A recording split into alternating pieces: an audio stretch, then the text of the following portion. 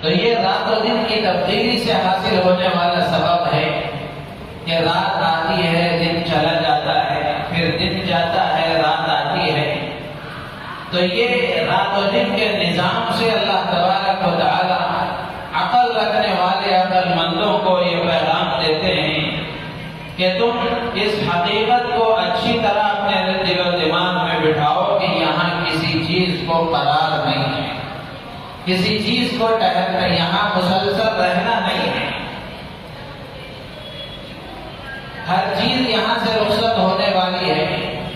ہم دیکھ لیں، کبھی بچپن تھا، جوان ہوئے، بوڑھے ہوئے، دنیا سے رخصت ہو گئے۔ آج سے 30-40 سال پہلے ہم دنیا میں نہیں تھے، آج دنیا میں ہیں۔ آج سے 30-40 سال کے بعد ہم دنیا میں نہیں ہوں گے۔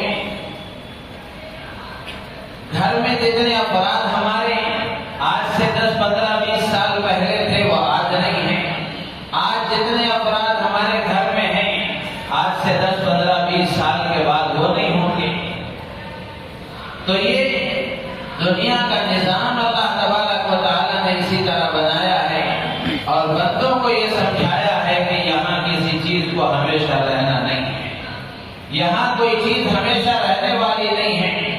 کل من علیہا فان ویبقى وجہ ربک ذو الجلال والاکرام۔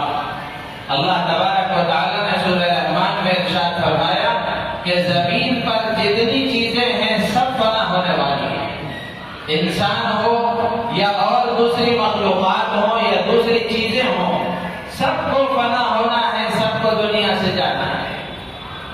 تو میرے عزیز و دوست بزرگوں، یہ سردی کا موسم جو آیا ہے اور پھر یہ جانے کے بعد میں گرمی کا موسم آئے گا،